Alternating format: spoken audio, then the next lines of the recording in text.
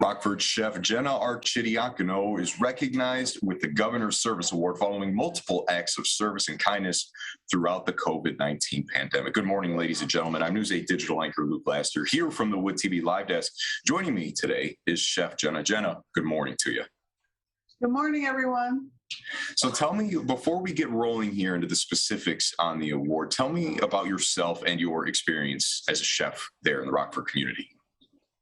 My restaurant is in Comstock Park, and we have been open pretty soon in a couple of months for 12 years, which is like a restaurant miracle if anyone has ever owned a restaurant.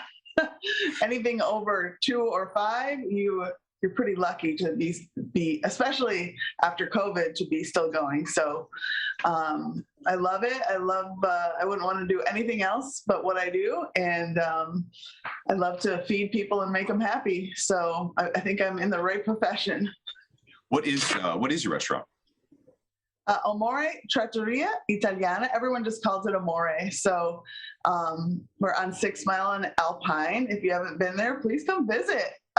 Most people know about us, but new people might not. So we've had a couple of people that have moved during the last couple of years during COVID. And so I'd love to have them come visit since they probably have never been to Amore yet. So tell me about, let's go back to when you first found out of the nomination for this award. What was kind of going through your mind when you're like, oh, this is cool. This is happening. What were you thinking? Yeah, absolutely. I was in shock. I felt so honored, and I didn't know there was such a thing. So it was kind of fun learning that there was an award, a Governor's Service Award at all. So I was thrilled that I was nominated and surprised, to say the least. And then moving forward to when you won it as well, what were your feelings there? I was shocked and surprised and feeling really blessed, and mostly just, what I did during COVID was something that I was driven to do because everyone was kind of in a rough spot. So like I said, bringing smiles to people, no matter what it meant, by food or just by, recognizing their work as behind the scenes or frontline workers.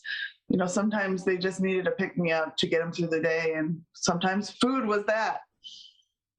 So you handed out meals to those on the front lines. You gave $1,000 tips to workers, provided free meals to people who lost loved ones from COVID. Tell me about the efforts you made along the way to make all those possible.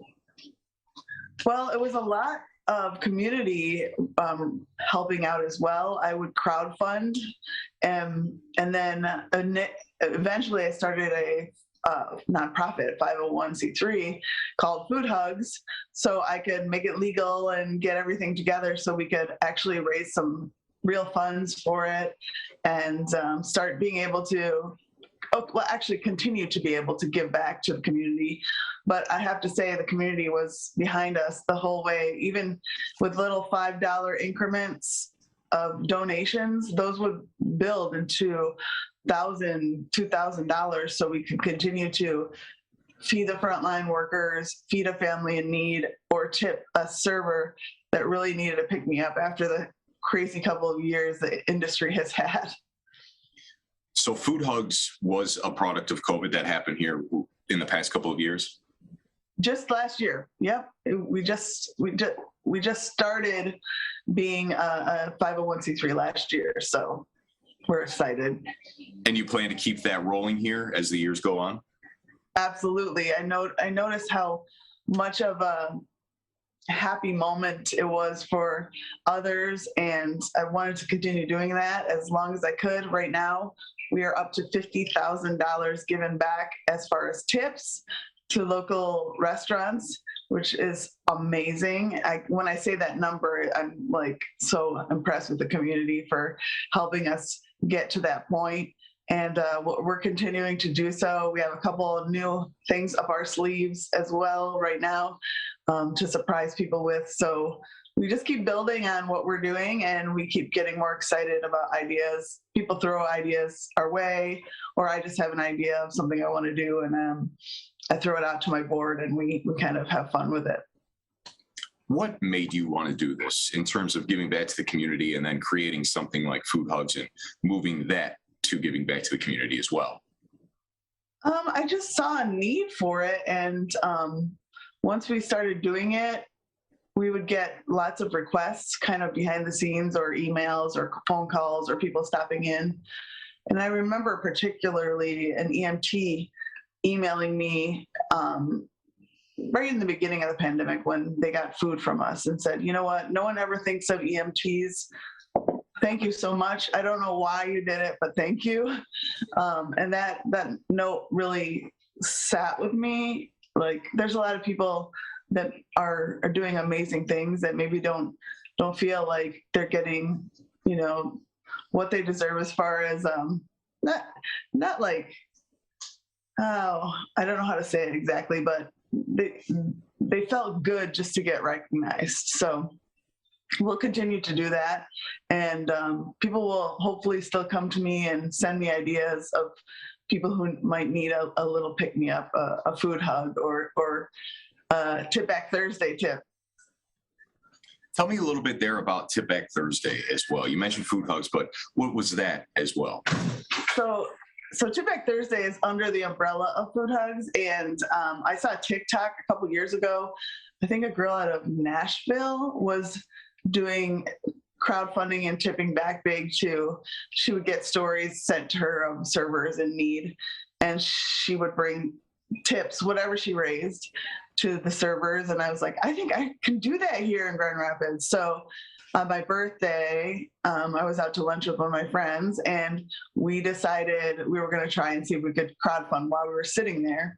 And while we were sitting there eating lunch, we got almost $1,500 to tip to the place we were at, which was Charlie's Bar and Grill on Plainfield. They were our first tip back.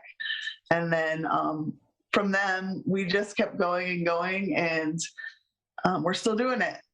We're, like I said, a couple weeks ago, we tipped back a place in Cadillac after we saw them on the governor's Pure Michigan convention, and they have special needs staff that serve tables along with a server, and we just were so inspired by that. It's called After 26 Depot up in Cadillac. We were like, this is a perfect place to tip out. So we've tipped out not only in Grand Rapids area, but all over. Do you know who nominated you at this point by chance? Yeah, I do actually. Yep, I do. She's a friend of mine, and her husband was our wine rep at the restaurant. So we became friends over the years doing wine dinners, and then she's just like an awesome cheerleader for us as far as a restaurant and me personally. So I feel honored that she thought of me to nominate for this award. Chef Jenna, one more time on just being able to give back to the community the way you have over the past couple of years. You know, it started out as a personal initiative, and then it became kind of a community initiative as well. I think people really all over needed a pick-me-up, and whether it was donating $5 to see where we were going to tip back, or if it was donating any kind of money so that we could continue to feed frontline workers, nurses, doctors, lab workers, firemen, police, everything we could feed that maybe was going through a trauma or just needed a pick-me-up. We just feel so good when we do it, and we know on the other end they're thrilled to be surprised with it as well. Jenna, I always like to ask at the very end here, anything else that you'd like to put out there?